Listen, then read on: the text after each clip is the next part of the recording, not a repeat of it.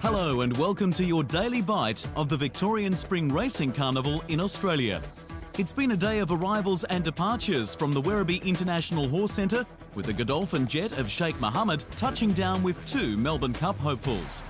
While we got only the briefest glimpse of the brown gelding Melbourne and the Bay Entire lost in the moment, travelling foreman Tommy Strang said they had come through the flight well. The Godolphin pair checked into the Vintage Crop Stable Complex at Werribee, joining the weekend arrivals Jukebox Jury and Fox Hunt, trained by Mark Johnson, and the Ed Dunlop-trained Red Cardo. Wire fences and locked gates are an essential part of the quarantine regulations, but the welcome for seasoned traveller Strang was warmer than it looked. 2 ideal horses for this sort of race. Yeah, they travel very well. You know, what can I say? It's in the next 24 hours when we monitor them and make sure that they are now as when we were there.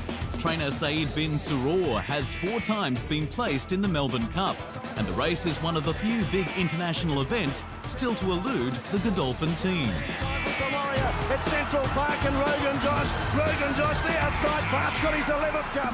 The biggest news of the trip was confirmation that Frankie Dettori will not be coming to Melbourne this spring, leaving Karen McAvoy with the Plum Mount and a local jockey to be found for the other. They've only got 85, 53 kilos. That's too light for Frankie. He can't do it. He's definitely got his leg off. At this stage, Moden is the better fancied of the pair in betting for the Emirates Melbourne Cup, winning the Group 3 September Stakes for Sir Michael Stout before Godolphin bought the stayer with the Melbourne Cup in mind. While Americain is the logical Cup favourite, Jukebox Jury is the closest to him of the internationally trained horses. And with stablemate Fox Hunt, he did light exercise on the track today under the eye of Mark Johnson's assistant trainer, Robin Watton. Ed Dunlop's Red Cardo was being given more time to recover from the flight and just had a bit of sunshine. But assistant trainer Robin Trevor Jones was beaming with the way he came through his long flight. Yeah, he's been great. He's travelled good. He only lost 5 kilos on the flight, which was unbelievable. I've never had one only lose so little. He's straight into his food and drink. He's been an absolute, well, a perfect horse to take away at the moment. Over in the other stable block, Newminster, there were 2 departures, with Brian Ellison deciding to send Moyang Corniche and Saptapardi down to the Mornington Peninsula for some beach work. Well, we're going to Pinecliff at Jim Conlon's. When I was here before, we were stable at Jim's. You know, he's got swimming pools, he's got the beach, they've got jacuzzis, and he's got his own gallop. And it just makes sense, really, to do the best I can for my horses.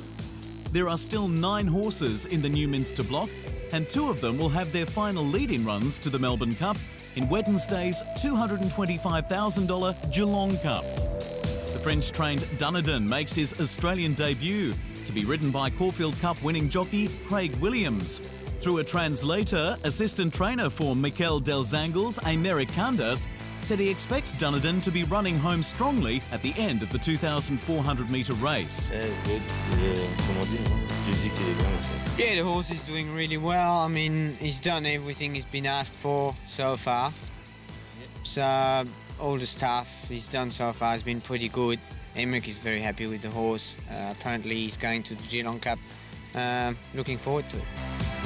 Dunedin is already safely in the Melbourne Cup field, so it's not essential that he emulate Media Puzzle or Americain by winning at Geelong. But for 9-year-old Bauer, Wednesday's race is the last chance saloon as he attempts to win the Geelong Cup for the 2nd time. Unless he repeats his 2008 win, he won't make the Melbourne Cup field. But part owner Terry Henderson reckons he has a good shot at it. All the indications are great. He has come through the Caulfield race well, and that was on the back of a good win in England. So he looks, his action's very fluid. He was sharp on Saturday morning, so we're pretty happy with the way he is. Looking at him walking around, looking at him prancing, we watched him on the Wass on Saturday, and you'd think you were playing with the 2-year-old. And that's all for now, but a big day looms tomorrow with our bite from the Breakfast with the Best track work session and the barrier draw for the Tats Cox Plate.